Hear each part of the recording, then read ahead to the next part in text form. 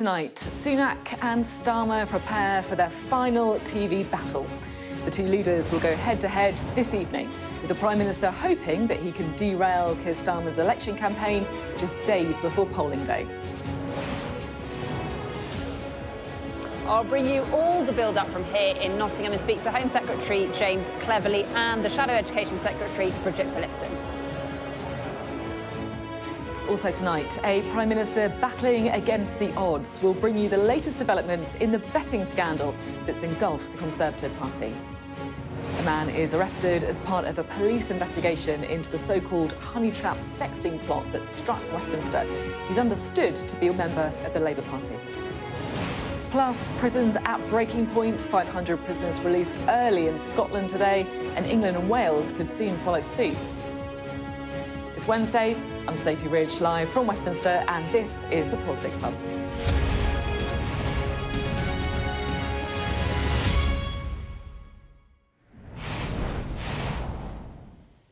Hello, good evening. Now, you probably think you know the outcome of this election. Rishi Sunak has all but given up. The only question is the size of Keir Starmer's majority. But this evening, I want to inject a bit of jeopardy. Bear with me. At the last election in 2019, a full quarter of voters said they made up their minds who to vote for in the last few days of the campaign. And around half of those said they actually decided on election day itself. Now, this is according to research done after the election by Lord Ashcroft. But actually, I find it quite believable. You know, the whole experience of going into the voting booth, your pen hovering over the boxes and thinking, oh, go on then, I'm going to vote for this guy, or girl, I should say. Now, whether it's because people have been lukewarm about all the candidates or just because they haven't engaged until the end of the campaign, there are an awful lot of last-minute switchers, which means it's never actually over until it really is over. And that is why tonight matters. Rishi Sunak versus Keir Starmer in their final head-to-head debate before polling day. We're going to be bringing you all of the build-up before the big fight. First, though, I want to bring in our political editor, Beth Rigby, before we go live to Ali Fortescue in Nottingham. Here's Beth. Tory country in the East Midlands, all of it target Labour territory now. Excellent, brilliant. The Home Secretary arriving for a final election lap, hoping to drive up Conservative support in Sherwood Forest. Hello, Home Secretary, how are you doing? These days being 183rd on Labour's target seat list with a majority of 16,000 isn't enough to keep you safe. Is the game up for the Conservatives? You're still 20 points behind in the polls. You've been going at it for weeks. It's not moving. Well, I'm still talking to a lot of people who are undecided. 20 points behind. And at this point in an election, that is unusual. I think what that says to me is that in the minds of a lot of voters, Labour have not sealed the deal. What does the Conservative Party need to look like in 2 years' time, James? Do you need to be centre-right? The Conservative Party has always been a centre-right party. Centre-right. And that's what you want. And it has to be both. And the thing is, that is the message we are taking to voters at this election, and we are showing them that is a better option for them than the high tax, high regulation, low performance Labour alternative. The Hollybet Garden Centre sits on the border of two former Cabinet Ministers' constituencies. Normally true blue territory, voters here are wavering. What about Nigel Farage? You like him? I really like him. Yeah. What do you like about him? I think he's straightforward. You know, he's not trying to get away from answering an actual question. Have you decided how you're going to vote now? I think so, yes. Reluctantly. What are you thinking? I'm thinking Labour. Why reluctantly for Labour? I think possibly because Keir Starmer's, shall we say, changed his opinion on certain things. I mean, I've been a Labour man for most of my life, but until the last few years, and Corbyn put me off Labour a lot. Okay. And, you know, I've gone the other way, if anything, yeah. And you don't, and Starmer hasn't lured you back? He is not by any means. Surprise! However they feel about him, all the voters I spoke to think this man is their next PM. Starmer in the East Midlands on the offensive in this Tory target as he seeks to capitalise on the gambling scandal engulfing the Conservatives. You can see from the reaction of the public that they know, straight away that what's been going on in the Tory party, this sort of insider dealing, is wrong. And that's where the problem is, and it's politicians that are the problem, and it's a leadership issue. 8 days to go. Starmer's change message could soon become a reality for a Labour Party long out of power. But voters here wonder what will really change for them. Beth, Rigby, Sky News, Sherwood Forest. Right, let's crack on, shall we, with all the build-up to that debate. Ali Fortescue is in Nottingham for us. Ali, can I first just say what a joy it is to be on the same show as you. I feel like we've been kind of ships in the night throughout the whole election campaign, so it's nice to be speaking to you. How's the atmosphere in Nottingham? So nice to see you. If this counts, Sophie, nice to be let loose on a Wednesday. Yeah, this is my first spin room of this election campaign, and I have to say the excitement is palpable here. I think this one does really matter because it feels like the kind of last big moment, doesn't it, before voters go to the ballot box. And as you were saying, there are still people that are undecided, and this is something that is going to attract a lot of attention. Plenty of people saying that this is a pretty disillusioned electorate, but these moments, these head-to-heads, do attract attention, and both sides, I think particularly Rishi Sunak, going to be hoping that perhaps something that could shift the dial slightly.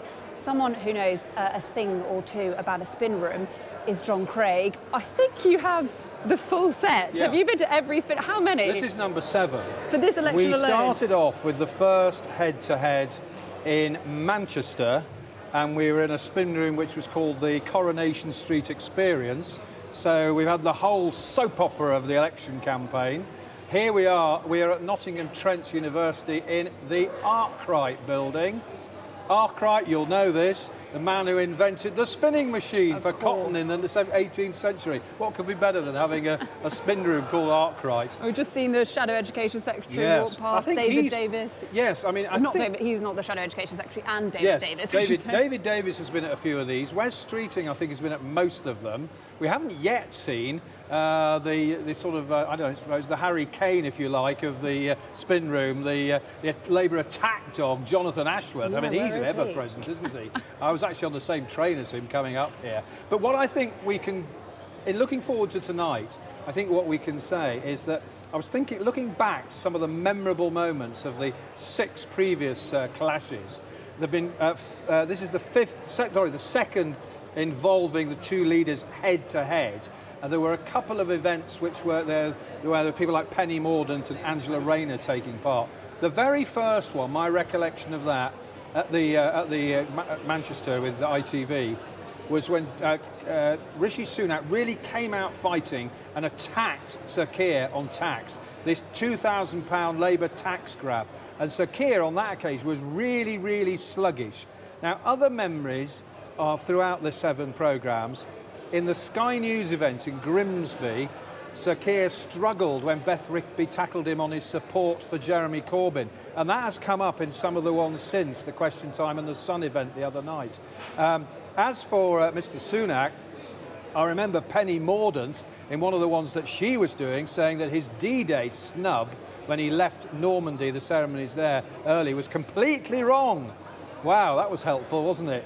And then, of course, at the Question Time event, it was the first time that the PM broke his silence on the gambling scandal. But this is what I want to ask about. Where he said he was incredibly angry, but then he didn't do anything about it for quite a while. And you've had a new line on this today, I believe.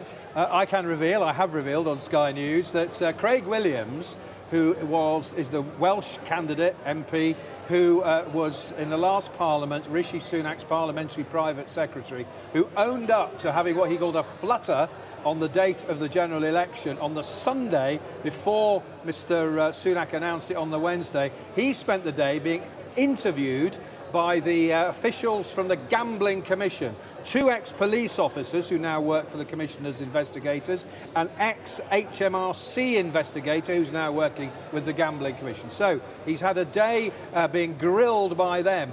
They have the power to recommend prosecution, that would be very serious, a caution, possibility perhaps, or no action depending on the evidence. So that has been going on today. And do you think that's going to overshadow this debate? Well, it's bound to come up. I mean, Sir Keir, what can Sir Keir attack Mr Sunak on? He can attack him on, obviously, on being out of touch, the claim we hear from Labour quite a lot. If you want change, also he'll say, you've got to vote for change. That's their latest slogan. We'll no doubt hear from Mr Sunak in response, don't give Labour a blank cheque. We don't want a super majority. But Sir Keir can go on the D-Day fiasco. He can go on the gambling scandal. And he's got plenty to go on. They've both got plenty to go on, really, because both of them have got their weak spots. Well, he'll go on the Corbyn support. Sir Keir's struggled with that question on some previous occasions, and also on the tax line. We know that Mr Sunak, a former Chancellor, he will be ready to go for Labour on every potential tax rise, capital gains tax, pension taxes. Sir Keir has said so far no increases on income tax, VAT or national insurance, but there's lots more. And so the Tories will really go for Labour on tax, as they have throughout the campaign. It could be pretty feisty, because we know from the very first one of these that Mr Sunak, as he does from time to time at Prime Minister's questions, can really come out fighting and go on the attack. And the first time round, Sir Keir was really sluggish, didn't hit back, much to the dismay of his aides who had their head in their hands. And I think it was the next day that Rachel Reeves had to say, no, we're not going to have a £2,000 tax grab. So we can expect plenty on that. I mean, this is the climax, if you like, of the soap opera that began the Coronation Street experience. From Coronation Street to Arkwright and the spinning machine. And there are plenty of spinning machines here, I can tell you. We're about to talk to one of those. John Craig, thank you so much for giving us all the colour from yet another spin room. And you do manage to maintain that enthusiasm every time, so I applaud you for that. John Craig, there, our chief political correspondent. Well, in a moment, we're going to be speaking to James Cleverly, the Home Secretary, just to give you a bit of a sense of the format this evening. It's going to be 45 minutes long. There's going to be audience questions, and Michelle Hussein is going to be trying to direct the Prime Minister and Keir Starmer to answer them properly, but it's going to be that kind of rare experience where you have both men who make pretty clear their dislike of each other in private together, or in public rather, together in the same room, head to head. Right, joining me now is spinner number one, James Cleverly, the Home Secretary. OK, go on, tell us, what's your spin for this evening? How's Rishi Sunak going to do?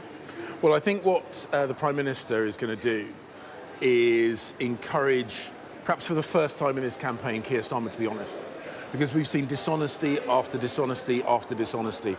In the original debate, he basically said that he was dishonest about Jeremy Corbyn, but he didn't think it mattered because he didn't say, he thought he wasn't going to win.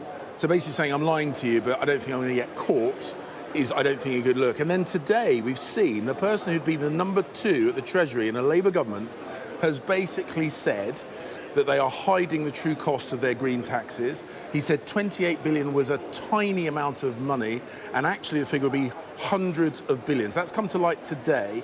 And he said in the audio clip that they would be dishonest about the numbers because of media scrutiny. So tonight, I think the Prime Minister will push for honesty.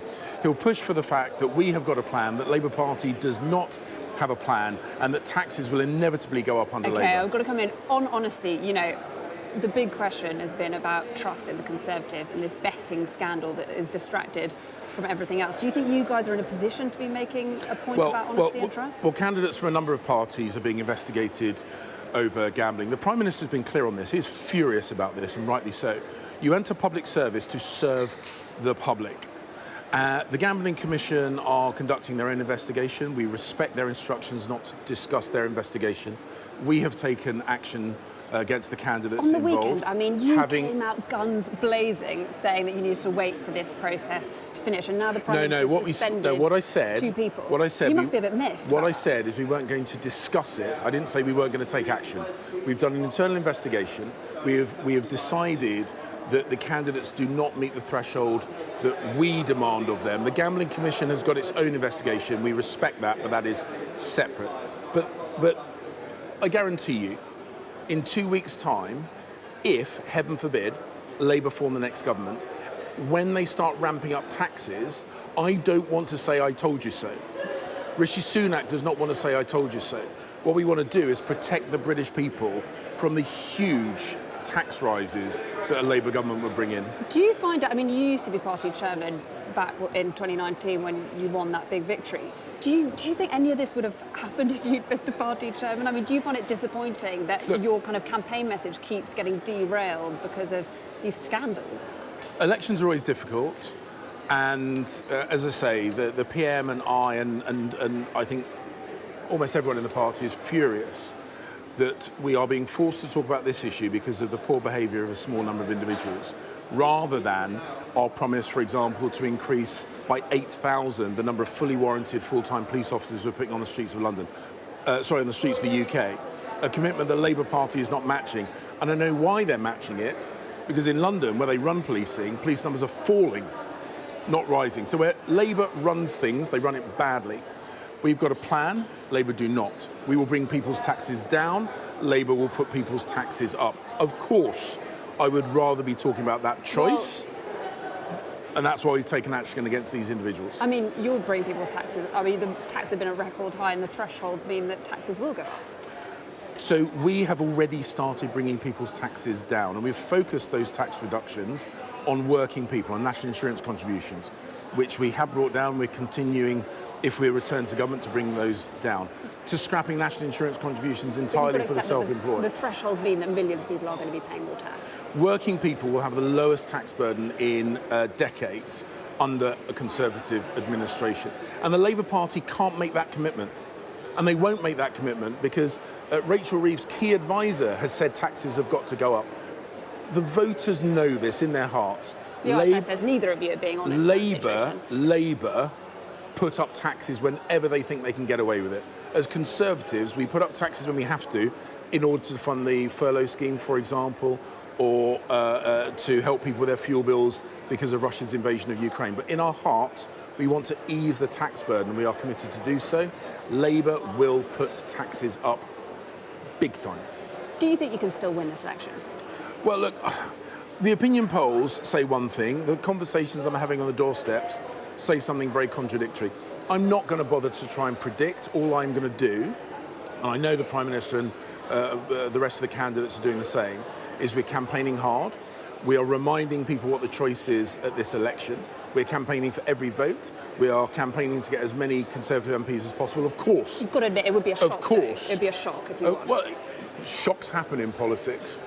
Of course, we want to form a government, but if the British people say no to that, we have absolutely got to make sure that we protect them from the ineptitude and dishonesty of a Labour government. And can I ask you, what do you see as a marginal seat? Because I've been hearing that you've been moving resources out of seats with 10 to 20,000 majorities to places like your seat, which has a 25,000 majority. So look, I'm not party chairman. I am the Home Secretary. I'm the Home Secretary and I'm a candidate. So we campaign to maximise the number of MPs that we get. We are seeking, of course, to form a government. That's what you do during a general election campaign. But as I say, if we are not able to do that, we are determined to protect the British people from the awful outcome. What does that mean? Well, that means, as I say, we're trying to get as many MPs elected as possible. Our desire, our strategic goal is to try and form a government. Of course it is. But as I say, if the British people, and they are the ones that are deciding the outcome of this election through their votes. And what we're saying is that if we don't form a government, that we are absolutely determined to make sure we do not let the Labour Party run riot as they would do, putting up taxes. We're going to put all this to the Labour Party in a minute. Sure. What can Rishi Sunak do this evening? What kind of magic moment are you expecting? And I go back to the point I made at the start.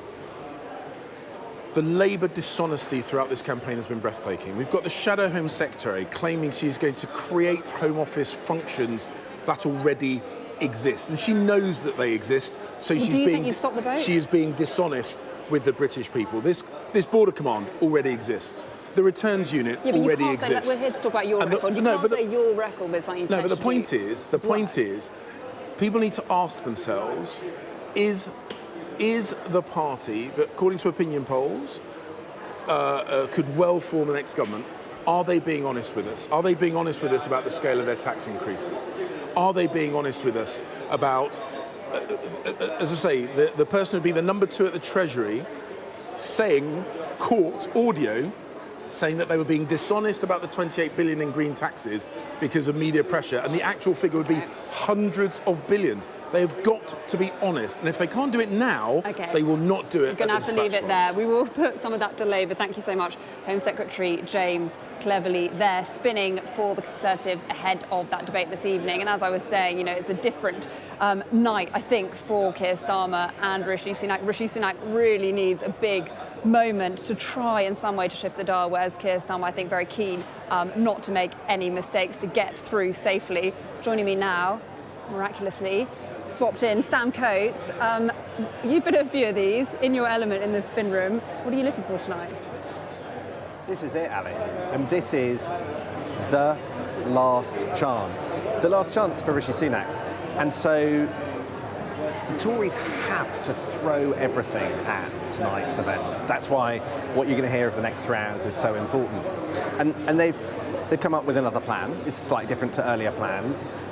There's a story that the Tories have put in the Daily Telegraph. It's the story about Darren Jones, who's Labour's Shadow Chief Secretary to the Treasury, so kind of the numbers guy in the Labour team, and some comments he made in Bristol about whether or not £28 billion a year was enough in order to fund decarbonisation plans, and he said, no, it's not, it's going to cost a lot more than that.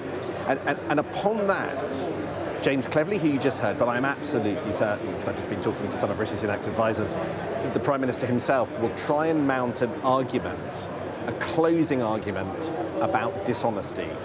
They are going to say that you cannot trust what Labour says, that they've got secret plans to put up your taxes, to spend more than they say, and to try and mount an attack like that. Now, there have been variations of this argument all the way through. It began at the beginning of the campaign with the £2,000 tax bombshell, which really, interestingly, they don't reach for anything like as much as they do. They broadened it out from tax now into just about everything, and that's because really it's a kitchen sink moment. This is the format tonight, this head-to-head debate in Nottingham, that the Conservatives favour the most. They wanted more of these, if we're being honest. They wanted both Keir Starmer and Rishi Sunak on stage because they thought in that environment you might get the Prime Minister, Rishi Sunak, be able to go at and goad Keir Starmer into giving a bit more away, putting him under pressure. In the end, they only got 2 of these events. There are lots of other types of kind of audience Q&A and interviews, like the Sky event in Grimsby. But this is the one that the whole campaign team think the Prime Minister does best at. And tonight is the second and final one. He has to do incredibly well. He has to transform expectations from an incredibly low base. He has to show he's got the energy when he himself has looked at times, let's be honest, defeated. He has to change minds tonight. It's a hell of a tall order. They've worked out a plan. Is it going to be enough?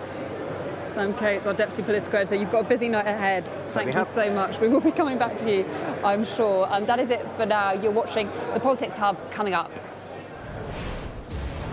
it was the honey trap sexting plot that gripped Westminster earlier this year. A major development today. We'll bring you the latest.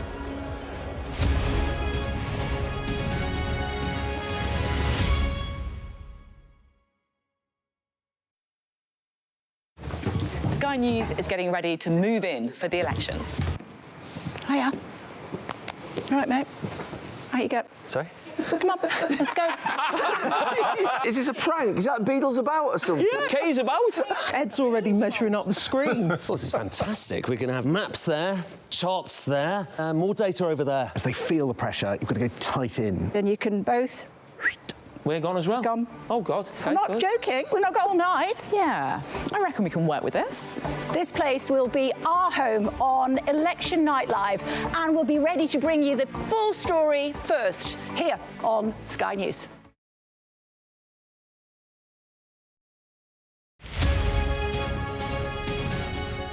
It's interesting because the whole situation has been evolving quite fast, particularly post-COVID. You know, the old revenge travel type of approach where people were trying to obviously recoup on time lost during lockdown, has seen obviously a fast increase in the number of people traveling, not necessarily internationally, but also locally. And I mean, the whole situation that is happening in cities like Barcelona or Venice is related to a pre-existing problem. So the solutions that we are seeing being implemented today are actually, interestingly, something that we've been looking for a long time. Now, the other thing we need to be careful, though, is that when we talk about those issues, is this is not about an Airbnb ban, okay? This is about creating a regulatory framework for short-term let, which appear on platforms like Airbnb, but they appear on many other platforms, which have been obviously one of the facilitators of such huge problem. The problem is, of course, is about making people willing to travel and utilize facilities like hotel. But the problem at the base of this is the fact that there is a huge interference with the availability of property for rent for local residents. Yes. And so, of course, we need to be careful in distinguishing between the two issues. Is about, of course, we want tourists to go to hotels and utilize obviously perfectly legal establishment, but at the same time, we need to be careful that situation like this and ban like this don't create other, I would say, problems. I'm Dan Whitehead and I'm Sky News' West of England correspondent.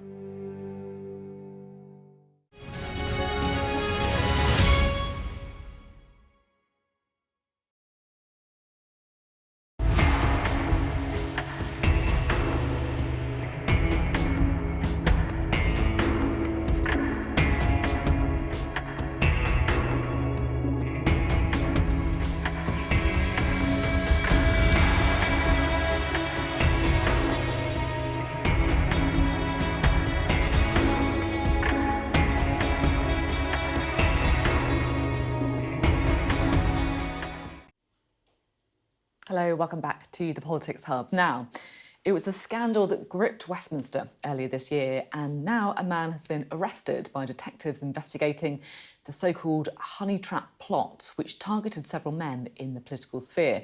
The former Conservative William Wragg resigned from the party after he admitted to giving politicians phone numbers to a suspected scammer.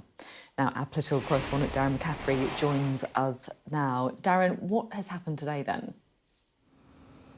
Yeah, very good evening to you, Sophie. As you say, we learned two things today. Primarily, first of all, from the Metropolitan Police that they had arrested a man in his 20s in North London in relation to this honey trap, a so-called honey trap scandal. And the second piece of information that emerged a couple of hours later is that the Labour Party had suspended a member in relation to all of this. As you say, we haven't got many more details beyond that, but this does relate to a big story at Westminster a couple of months ago, which seems to have dated from actually January 2023 right through to the start of this year, in which several members of Parliament and other people who worked in Parliament, mostly men, have been contacted by someone claiming to be either Charlie or Abby, to elicit information and indeed pictures from those people. It's also right in suggesting that William Wragg, a former Conservative MP, got kind of caught up in all of this, resigned at the whip after he said he'd give out the telephone number of several members of Parliament to this person who'd also been in touch with him. And as I say, the Labour Party have clearly taken action off the back of this after the back of this arrest a little earlier on. We've heard from the Metropolitan Police, they've issued a statement saying that today police executed a warrant at address in Islington in North London. A man has been arrested on suspicion of harassment and committing offences under the Online Safety Act. He's been taken into custody where he remains there. The arrest relates to an investigation being carried out by the Parliamentary Liaison and Investigation Team, and the investigation is ongoing. So as I said, we've had that police action today, Labour's reaction in response to that, and we'll have to see how this investigation goes in the weeks and months ahead. Extraordinary stuff. Darren, thank you very much indeed. It really was the most extraordinary story. It may be that we're a little bit closer to finding out the truth behind all. Coming up next on the Politics Hub, we'll be returning to the spin room in Nottingham and speaking to the Shadow Education Secretary, Bridget Phillipson.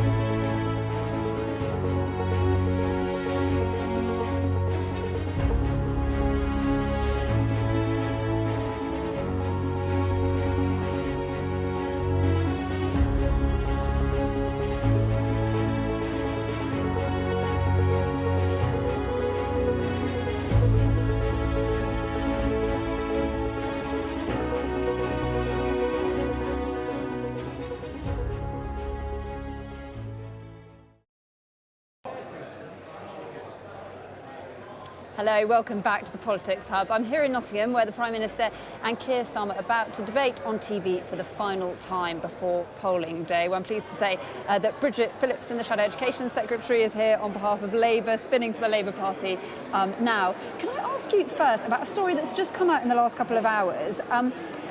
Darren Jones, your Chief Secretary to the Treasury, let the cat out of the bag. He says that the target of decarbonising the economy will cost hundreds of billions. You've rode back from £28 billion. Sounds like you might have let the cat out of the bag. Are you being honest about the finances? No, everything in our manifesto is fully funded and fully costed. What Darren was talking about is how we can use public investment as a spur to generate further private investment. So for every pound of public money, we think that can deliver £3 more where it comes to private sector investment. That's always been the basis of our plans in terms of harnessing all of that untapped potential that's out there where it comes to business investment and how we use that to grow our economy and deliver on our net zero commitments. The original targets. I mean, he's talking about hundreds of billions, reportedly. That's a long way off what you're talking about.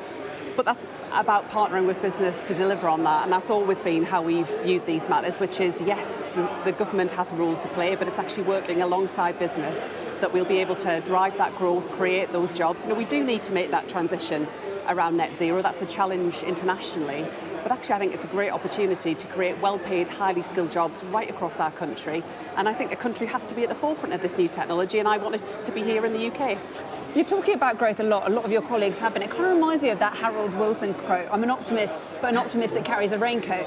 Sounds like Labour doesn't have a raincoat.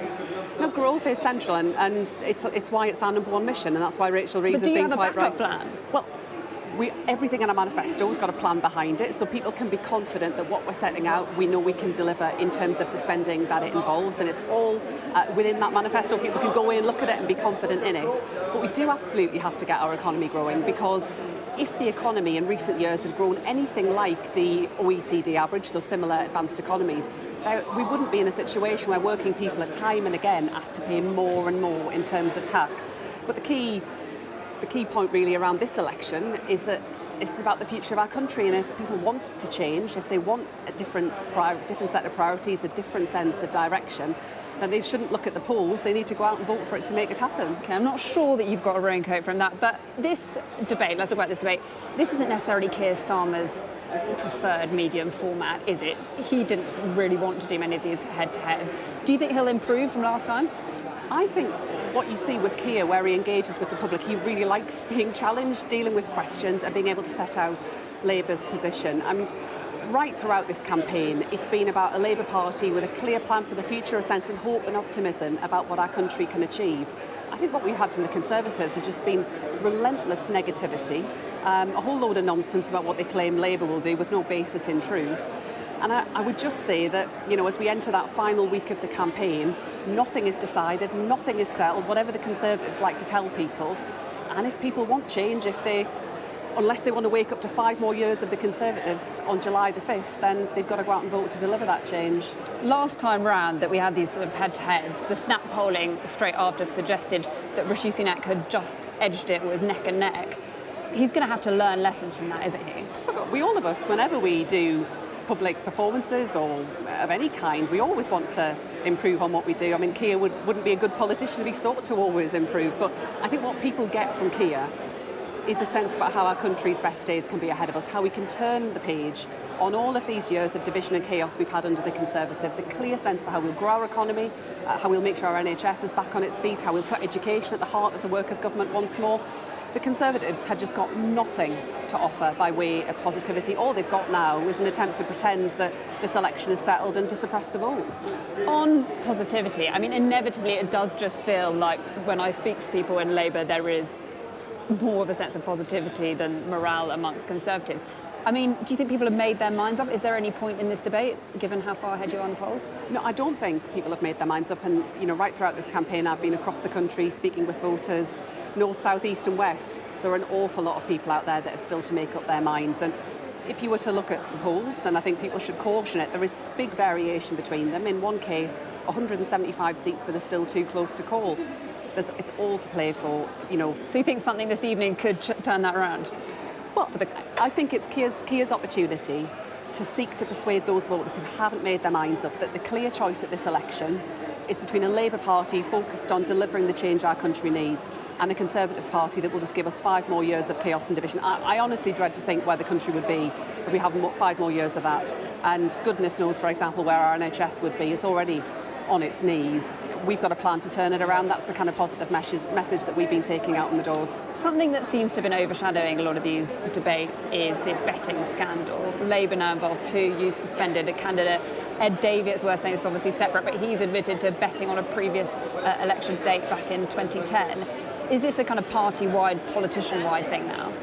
So firstly, there's nothing wrong with people placing bets on politics, as a matter of course. It's not something, I'm not a gambler myself, so it's not really something I've ever done.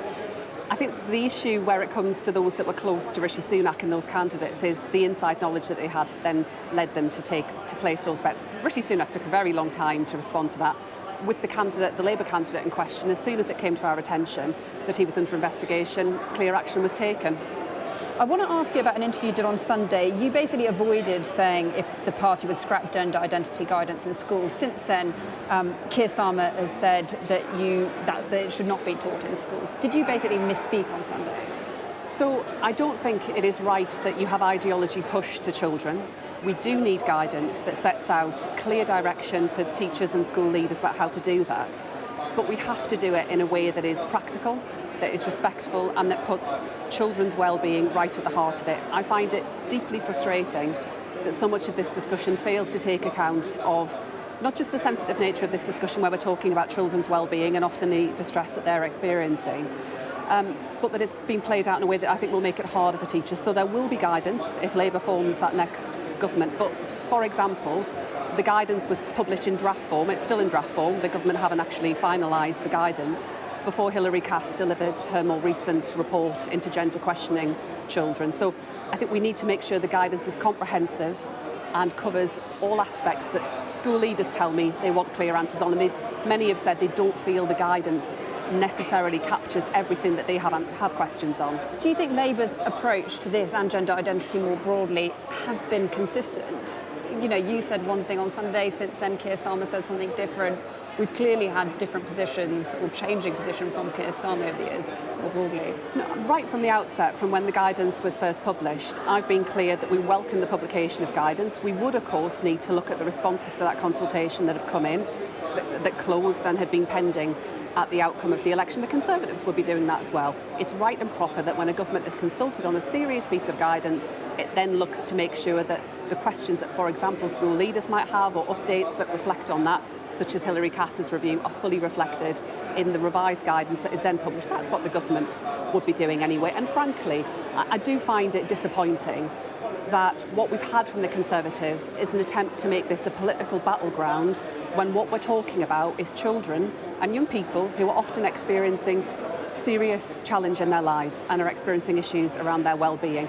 Let's take the discussion that we're having back to those children and the practicalities around making sure they're supported, not about headlines and newspapers. OK, Bridget Phillipson, Shadow Education Secretary, thanks so much for speaking to us this evening. Well, Sophie, that is it from us for now from the Spin Room here in Nottingham ahead of that big moment this evening, the last head-to-head debate between the Prime Minister and Keir Starmer. Thanks, Ali. Look forward to speaking more to you later on the programme. Time now for Ali to go and get a well-deserved cup of tea, maybe take a turn around the spin room herself. Now, back to public services, because creaking public services have featured heavily in this election campaign.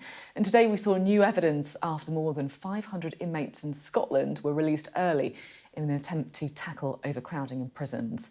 Well, jails across the UK are at breaking point, with governors in England and Wales warning that they could run out of space within days. Our Scotland correspondent, Colin Gillies, has this report. Preparing for release. We've put them in the clear bag so that the prison can see what's in them. Heather's team has phones and support on standby for a wave of inmates on the way out. We charged them up yesterday, and this morning we put all SIM cards in them. It allows the customers, those individuals that are coming out of custody, to know that they've still got support there and that they're not just coming out of prison with nothing, no knowing where to go or who to contact. More than 500 short-term prisoners are being released early by the SNP government. Sexual and terror offenders, as well as domestic abusers, are barred. Governors will also have a veto. The last time this happened, over 40% had reoffended within 6 months. That created more victims. We are aware already of some prisoners who've been in contact with victims saying that they are going to be released and it being used as a coercive control tool. The number of people inside Scotland's jails have been at the highest in more than a decade, with real pressure on the SNP government here to act. But it's the same story in England and Wales, with a similar emergency release policy, and governors warning prisons could be full within days. It's a major headache for whoever takes over in Downing Street next week, and big questions about what their policy will be. In England, they have had a rolling programme of release since October. Nobody knows which prisons are releasing prisoners. Nobody knows how many prisoners in England and Wales are being released. By contrast, I have been utterly transparent.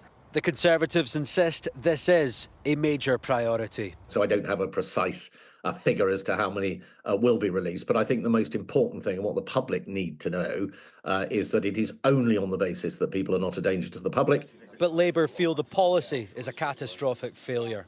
Yes or no, would you get rid of emergency early release?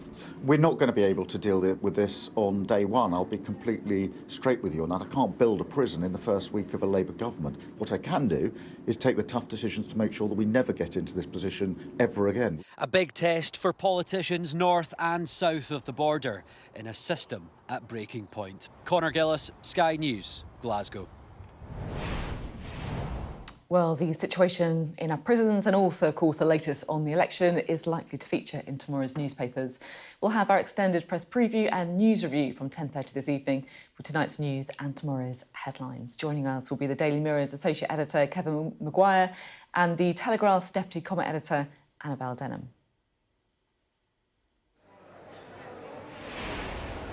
Hello, welcome back to Nottingham. Well, YouGov's Director of Political Analytics, Patrick English, joins me now. I'm pleased to say thanks so much for sparing the time. I know you're busy on days like this. How important are these kind of head-to-head debates? Is this a format that cuts through? I'm delighted to be here. So this is something certainly that most voters don't watch and most people aren't staying up to see. However, they are important in shaping the kinds of stories and the kinds of narratives that people see from the leaders and see from the two men who they have to choose between for the next Prime Minister of this country. And when a lot of voters go to the ballot boxes, that question is present in their minds. Who do I want to be Prime Minister? Who is coming across better? Who do I trust to lead the country? So it's about the air that they give off and the stories and the narratives that we then tell about what happened here tonight that are important, perhaps rather than the actual time itself. As Sophie kind of touched on this at the start, you know, how many people have still not made up their minds, and could those people go to the Conservatives? There is a lot of uncertainty in the polls right now. There's still a good, let's say, 13 to 15% of people who simply don't know how they will vote in the election, even if it were tomorrow. And there's also a lot of people who have soft support for some of the parties. So people who are saying, well, I think I'm going to vote Labour, but I'm not too sure about it. And that really could take us in many different directions on the polling day itself, depending on how many of those uncertain voters turn out and what they eventually decide to do. So there are still things to play for. And I want to ask you, there's another MRP poll. This is a kind of more sophisticated poll that have been quite right in the past coming up. Tell us a bit about, is that a big moment? I think it will be. There'll be our last projection of the campaign. It's going to come next week. It'll be our final call of what we think is going to happen on election day. Now, this is a big change election. There's a lot happening. There's going to be a lot of seats that we're going to call that a toss-up, so it really could go either way. So there's going to be some ranges on what we expect to happen, but that'll be our moment where we say this is how we think Britain is going to vote on Thursday, the 4th of July. We'll be looking out for that for sure. On this evening, I mean, it feels like, you know, the atmosphere is quite charged here. It is the last head-to-head debate. We don't get these kind of debates where they're both there together at the same time very much. Is there anything that Rishi Sunak could do, or do you think it's more a case of if Keir Starmer makes a big gaffe? I do think where we are with public opinion where it is and the polls where they are, this is as much about Labour defending their position, Keir Starmer putting on a good performance, than it is what can Rishi Sunak do.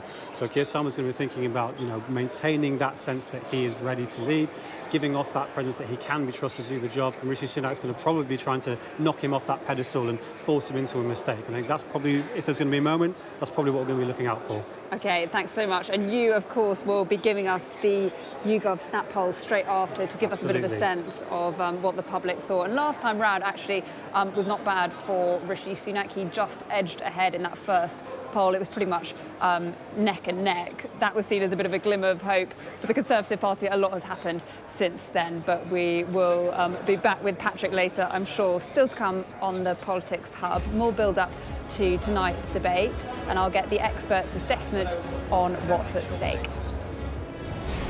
Coming up on the UK tonight, the failures at multiple agencies that contributed to the death of Zara Alina. Zara was murdered 2 years ago today, her killer having been freed from prison just 9 days earlier. We'll hear the damning findings delivered by an inquest jury earlier on today. That and much more to come on the UK tonight at 8.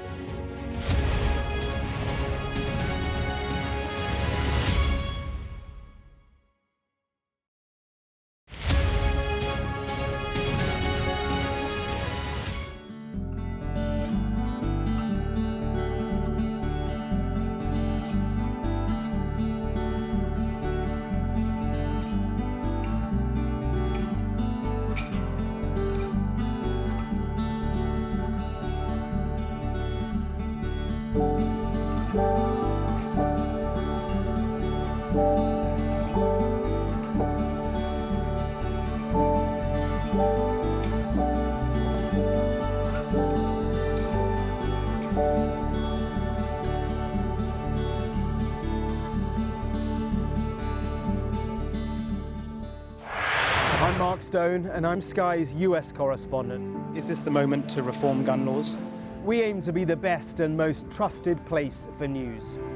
I'm playing devil's advocate. Mark Stone, Sky News in the United States.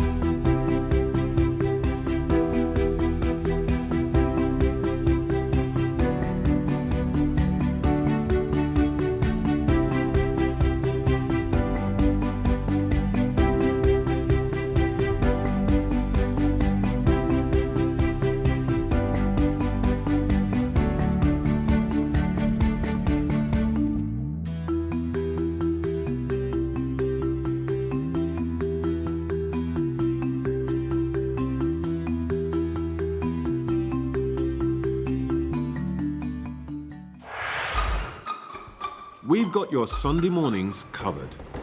From the front page and the sounds of the streets to the voices of the people who make the major calls and big picture politics beyond Westminster. We'll put you at the heart of our story. A new start to Sunday. I'm ready. Are you? Join me, Trevor Phillips, Sunday mornings on Sky News.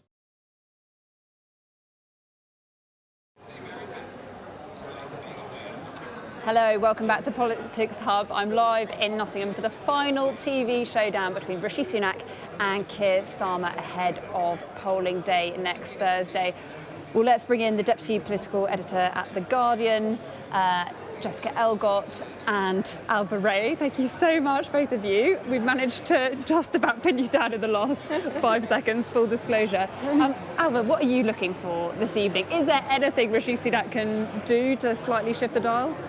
I mean, maybe not, but I think it will be good TV, if nothing else, because I think we probably all agree that Rishi Sunak is just better at these things than Keir Starmer. Definitely his team think that he has quite a lot of experience of doing these from when he stood for the leadership against Liz Truss.